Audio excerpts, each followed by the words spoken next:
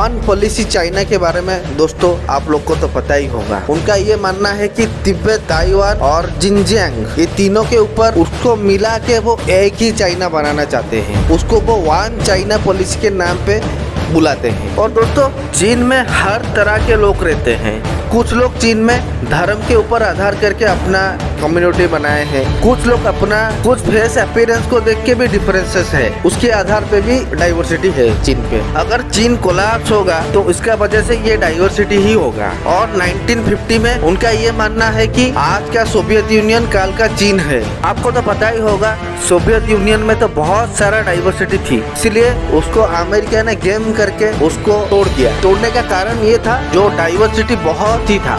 जैसे सोवियत संघ टूट गया वैसे ही लग रहा है आज का टाइम पे चीन भी टूट सकता है। तो चीन कितने टुकड़े हो गए, अगर सोवियत यूनियन जैसा अगर टूट जाता है तो चीन का कितना टुकड़ा हो सकता है। और ये चीन को तोड़ने के लिए कौन सा देश मिलके उसको प्लान बना रहे हैं। तो आज के वीडियो में ये सब के बारे में बात करेंगे। अगर आप इस चैनल में नया है तो सब्सक्राइब जरूर कीजिए। अगर आप चीन की डाइवर्सिटी को समझना है तो आपको उसको डेमोग्राफी समझना होगा। दरअसल आप देखेंगे तो चीन में ज्यादातर लोग हैंग चाइनीज में रहते हैं और उनका आप ये भी बोल सकते हैं 91% लोग हैंग चाइनीज पे रहते हैं। और यहाँ पर परेशानी ये है कि हैंग चाइनीज लोग चीन के पूर्व चाइनीज में रहते हैं। अगर आप एरिया के बात बोलेंगे तो चीन के वेस्ट में सबसे बड़ा एरिया है और वेस्ट में दूसरे तरफ भी लोग रहते हैं। जैसे आप वेस्ट चाइना में देखेंगे सिंगजियांग जो जगह है वहाँ पर ज्यादातर लोग युगुर मुस्लिम प्रजाति के लोग रहते हैं। युगुर का बात तो आप सुने ही होंगे। वहाँ पर कुछ खबर आ रहा था वहाँ पे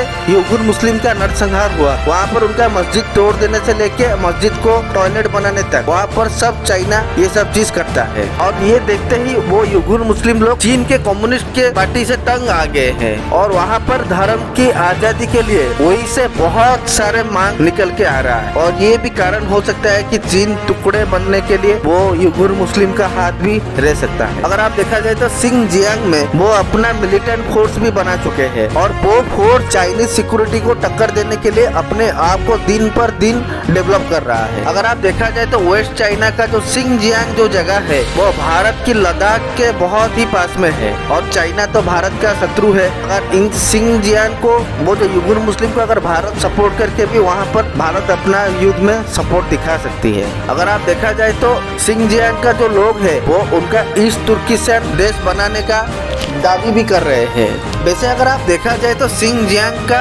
मतलब उसका नाम का मतलब ये है नया राज्य। उसके बाद आते हैं हम इनर मंगोलिया जो चाइना बॉर्डर मंगोलिया को वहाँ पर लोग रहते हैं। वहाँ पर कुछ लोग तो आपको पता ही है, वहाँ पर मंगोलियन लोग भी बहुत सारे रहते हैं। अगर देखा जाए तो पूरा मंगोलिया चाइनीज का हिस्सा था। 1911 में मंगोलिया अलग हो गया और जो कुछ भी मंगोल बच गए तो चीन में वो इनर मंगोलिया के नाम पे जाने जाते हैं। अगर आप देखा जाए तो सिंगजियांग में जितना आजादी के लिए लड़ाई कर रहे हैं वो इनर मंगोलिया में इतना ज्यादा नहीं है। अगर इनर मंगोलिया को अगर फिर से मंगोलिया को मिलने के लिए वो कुछ भी उनके साथ में मिलके अपना सपोर्ट दे सकते हैं। तो दोस्तों मंगोलिया के भी बहुत सारा पॉपुलेशन वो इनर मंगोलिया पे रहती है। अगर वो मंगोलिया के साथ इनर मंगोलिया को मिलाने का कोई भी आह्वान लेते हैं तो वो भी सिंगजियांग और इनर मंगोलिया वो मिल क्रांति शुरू कर सकते हैं। सिंगजियांग और इनर मंगोलिया को छोड़ के और एक भी सबसे बड़ा चीज है वो है तिब्बत। जो तिब्बत को चाइना ने जबरदस्त पकड़ के रखा है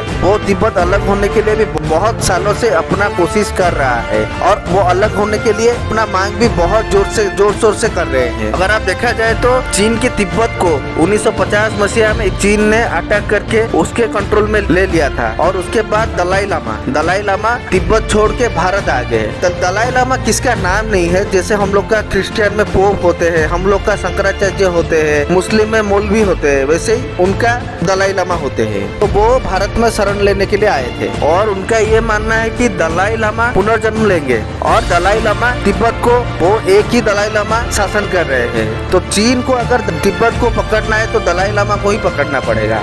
और चीन भी ये जोर शोर से कर भी रहा है और चीन भी उसका तैयारी अच्छे से भी कर लिया। जिस दलाई लामा का जो 6 साल का बेटा जो है, जिसको नेक्स्ट दलाई लामा बोला जाता है, जो ये दलाई लामा मरने के बाद ये दलाई लामा शासन करेगा, चीन ने उसको किडनैप करके रख लिया है। और इसके लिए दलाई लामा भी बोल दिए कि अगर उसके बाद अगर कोई भी दलाई लामा चाइना ने बनाता है तो मैं पुनर्जन्म नहीं लूंगा।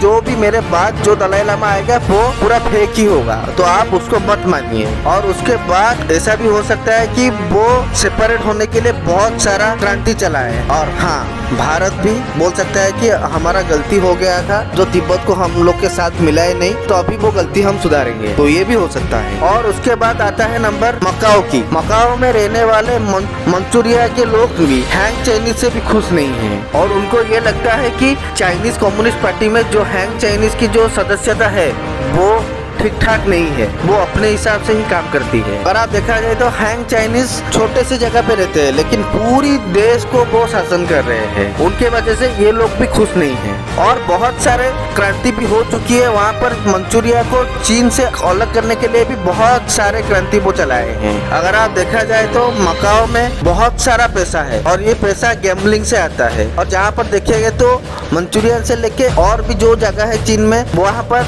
गैम्बलिंग बैन है। और वहाँ पर भी बहुत सारे आंदोलन भी हुए हैं कि वहाँ पर गैम्बलिंग को बैन किया जाए। और उसके बाद नाम आता है तो आपको ही पता होगा, हांगकांग और शंघाई, वो दोनों भी तो अभी जोर जोर से भी कोशिश कर रहे थे अलग होने के लिए। अगर इतने चीज को आप देखा जाए तो ये सब देश जो चाइना का शत्रु है, वो सब इसको मिला के भी ये सब प्रोटेस्ट के लिए भी उनको फाइनेंस और जो भी चीज चाहिए वो सब दे सकते हैं। ये सब देखते हैं, अगर ये सब अगर हो जाता है तो चाइना 9 टुकड़ों में बांट जाएगा। तो दोस्तों, आप लोग का राय क्या है? क्या ऐसा चाइना के साथ होगा या नहीं होगा? तो आप अपना राय कमेंट बॉक्स में जरूर शेयर कीजिए। वीडियो को अंत तक देखने के लिए बहुत बहुत धन्यवाद। अगर आप इस चैनल में नया है तो सब्सक्राइब जरूर कीजिए और बेल आइकन पर जरूर दबाइए ताकि कुछ ऐसा नया वीडियो आ सके, आपको नोटिफिकेशन मिलता रहेगा।